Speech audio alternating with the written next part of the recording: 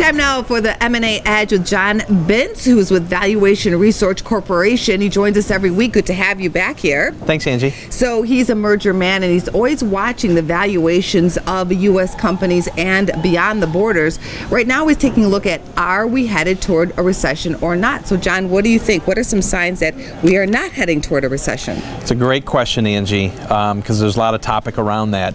The first thing, which is we're not heading into a recession, or the positives, would be that unemployment is really low. It's 5%, maybe at the normalization of unemployment. Interest rates are very low, but that's probably because GDP growth and just overall growth is not that great. But everything seems to be kind of okay. We're still in the growth phase of our economy.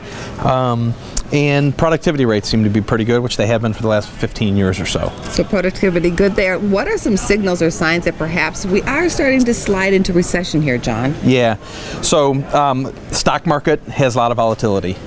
We've had declines, and volatility sometimes is the key word for markets going down. So we've had corrections, or we've had, I think the Dow or the S&P 500 is down 8 to 10% since the beginning of the year. So that's a bad thing. Flattening of the yield curve.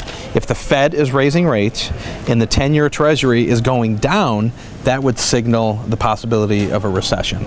And we're having that right now. The Fed raised rates a couple months ago, quarter of a point, and the yield on the 10-year has actually gone down 10 or 15 basis points.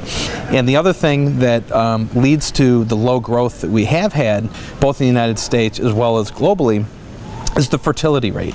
And not a lot of people look at demographics or the fertility rate, but in the United States, during the Great Depression in the 30s, the oil shock in the 70s, and then the Great Recession starting in 09 and 10, the average number of children that women had were below 2. And you need 2.1 to maintain. And we need people working in the economy to keep going, correct? Exactly. We were going to talk about babies for a second. You want replacement level to be at least 2.1. In Europe, it's about 1.6, and you've seen their growth really decline. So you need 2.1. What helps the United States is a lot of immigration, which is good.